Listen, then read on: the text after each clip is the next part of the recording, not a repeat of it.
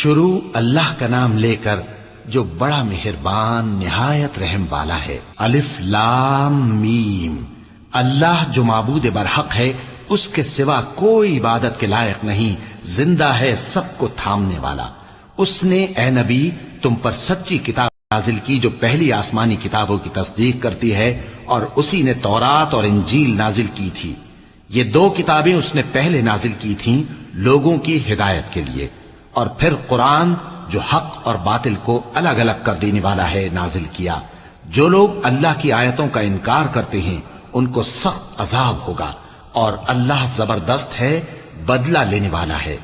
اللہ ایسا خبیر و بصیر ہے کہ کوئی چیز اس سے پوشیدہ نہیں، نہ زمین میں اور نہ آسمان میں۔ وہی تو ہے جو ماں کے پیٹ میں جیسی چاہتا ہے تمہاری صورتیں بناتا ہے، اس غالب حکمت والے کے سوا کوئی عبادت کے لائق نہیں۔